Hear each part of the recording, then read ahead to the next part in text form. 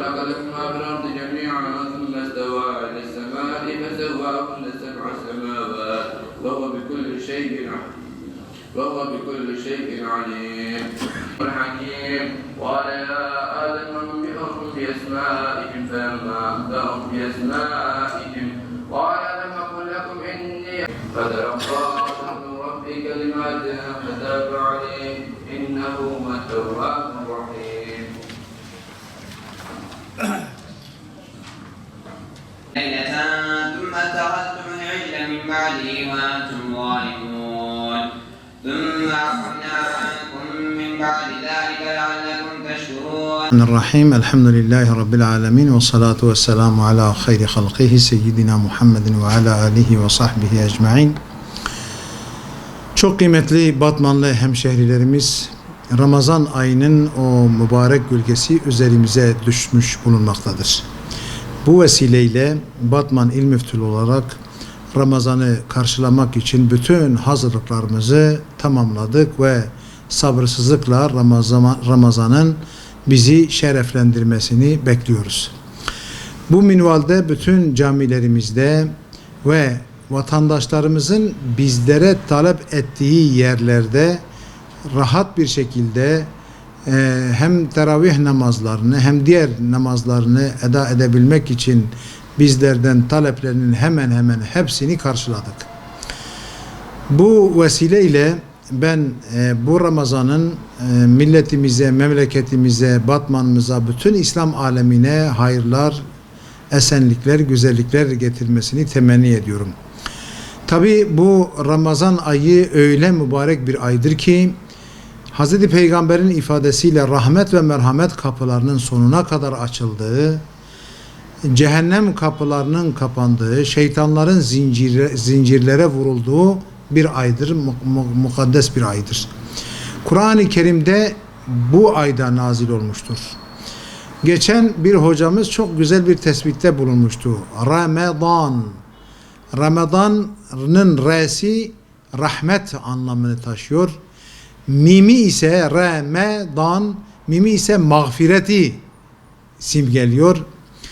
Dat kelimesi ise bu Cenab-ı Allah'ın affına ve mağfiretine koşmayı ifade ediyor. Nun ise Cenab-ı Allah'ın affına, mağfiretine nail olmanın sembolünü teşkil ediyor. Yani evveli rahmet, ortası mağfiret, sonu cehennemden azad olunacak bir ayın içerisindeyiz. Hele hele bu ayın içerisinde öyle bir gece vardır ki bu gecede yapılan taat ve ibadetlerin Allah katındaki değeri bir ömre bedeldir. O da Kadir gecesidir. Estaizu billah.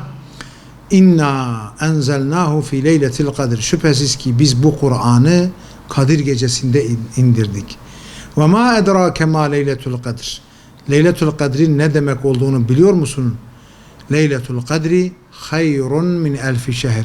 Şüphesiz ki Kadir gecesi 1000 aydan daha hayırlıdır. Yani bu gecede yapılan taat ve ibadetlerin Allah katındaki değeri 1000 ay. 1000 ay yaklaşık 80 küsur yıl demektir.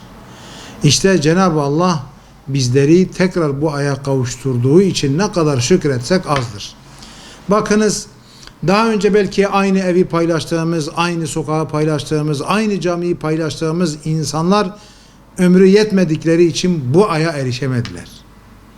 Bizim de bu sanki son Ramazanımızmış gibi, son oruç tuttuğumuz aymış gibi öyle bir değerlendireceğiz ve o kadar taat ve ibadetle geçireceğiz ki Ramazan'ı uğurlarken annemizden tertemiz olmuş, günahlardan tertemiz olmuş bir şekilde bunu geçirmemiz lazım.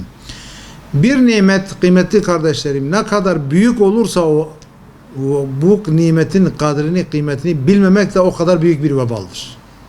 Mesela Hazreti Peygamber minbere çıkarken amin demiş. Ya Resulallah ne oldu da amin dediniz? Az önce işte Cebrail aleyhisselam geldi. Dedi ki Râgime enfuhu, burnu yerde sürtünsün.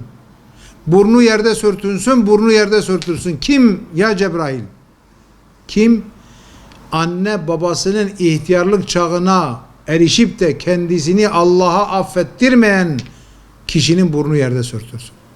Yine burnu yerde sürtünsün. Kim ya Resulallah bu sefer?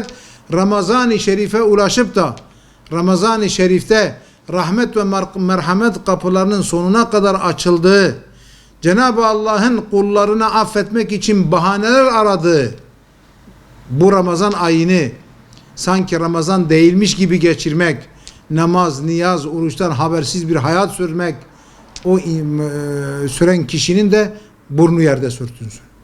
Ona da ben amin dedim. Cebrail Aleyhisselam'ın bu duasına da amin dedim. Onun için Ramazan'ı en güzel şekilde karşılayacağız. İbadetlerle, taatlerle geçireceğiz. Etrafımızda bulunan fakir fukara, garip gurabanın da derdiyle dertleneceğiz. Men lem yehtemme bi emril müslimine feleyse minhum. Müslümanların dertleriyle, kederleriyle, tasalarıyla dertlenmeyen bizden değildir, Müslümanlardan değildir diyor Hazreti Peygamber sallallahu aleyhi ve sellem. Zakatlarımızla, fıtralarımızla, tasadduklarımızla, infakımızla garip gurabanın kapısını da çalacağız. Onlara da yardımcı olacağız. Başta çevremizde bulunan komşularımız, akrabalarımız, kimsesizler, dul ve yetimler, bunlardan başlayacağız ve bunlarla da bizler onları en güzel şekilde Ramazan'ı geçirmelerini sağlayacağız. Bu duygu ve düşüncelerle ben tekrar bu Ramazan ayının tüm İslam alemine özelde de Türkiye'miz ve Batman'ımıza hayırlara vesile olmasını diliyorum. Cenab-ı Allah bu Ramazan'ı rızasına muvafık bir şekilde geçirmeyi hepimize nasip ve müyesser eylesin.